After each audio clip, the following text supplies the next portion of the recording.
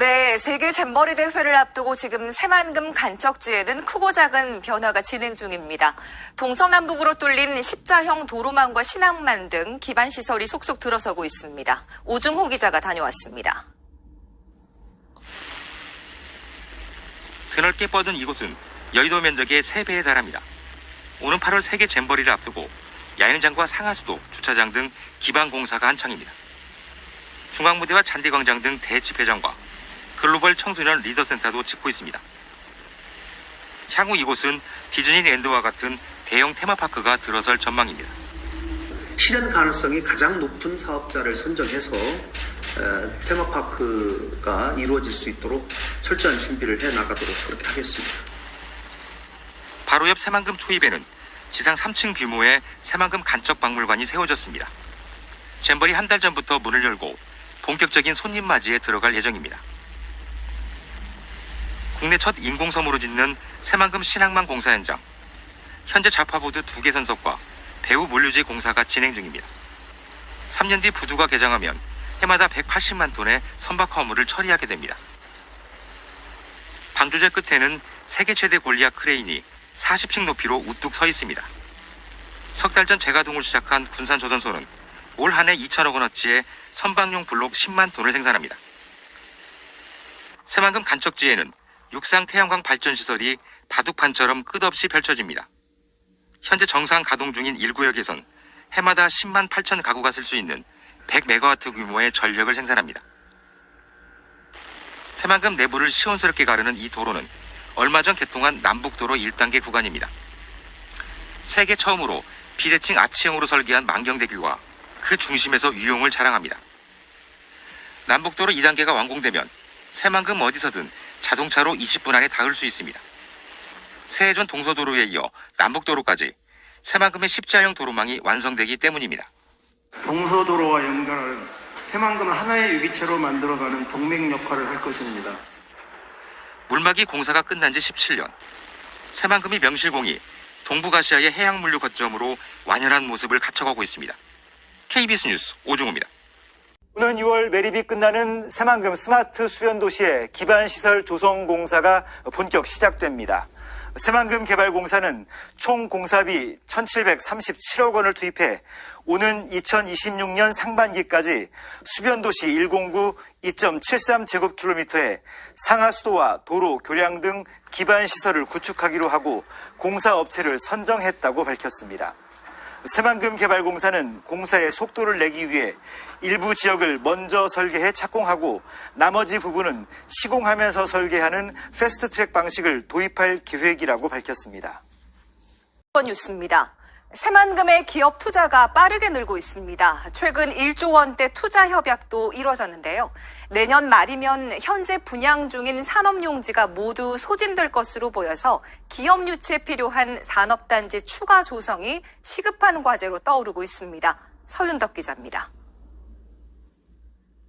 새만금 개발청이 들어선 2013년부터 기업과 맺은 새만금 산업단지 입주 계약은 54건입니다.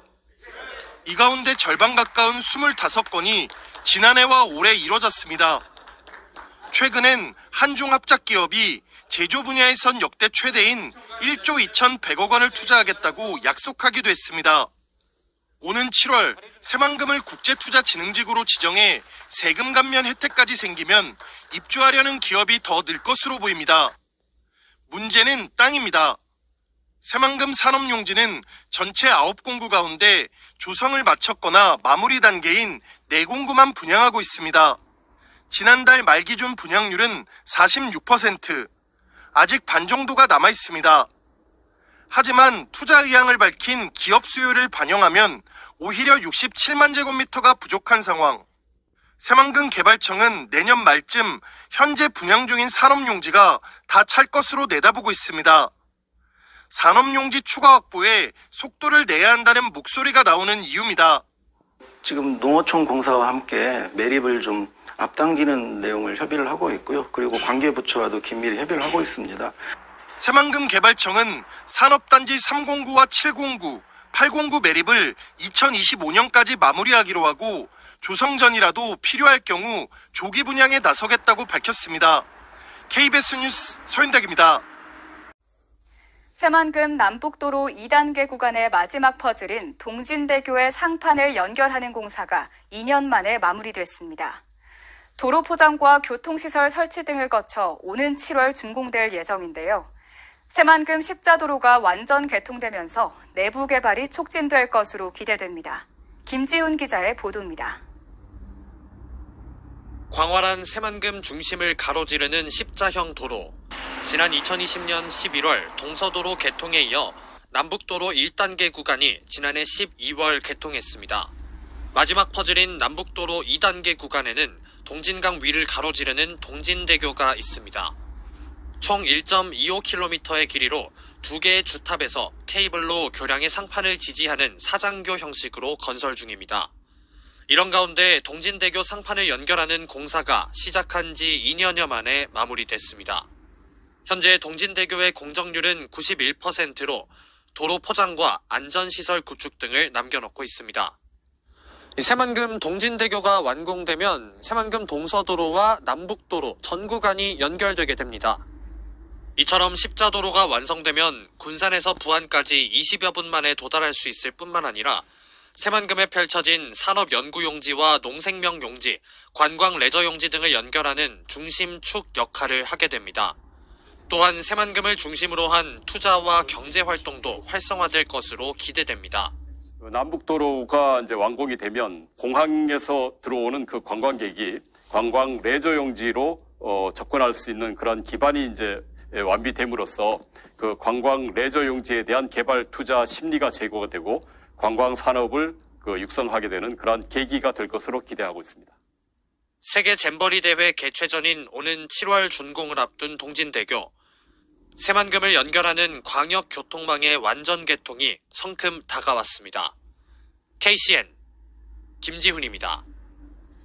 비행기보다 빠른 초고속 이동수단인 하이퍼튜브가 국내 최초로 설치될 예정입니다.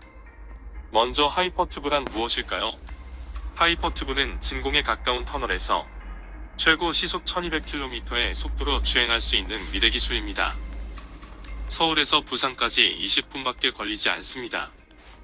항공기의 속도로 달리면서 열차처럼 도심 접근성을 충족시킬 수 있어 차세대 운송 시스템으로 주목받고 있습니다.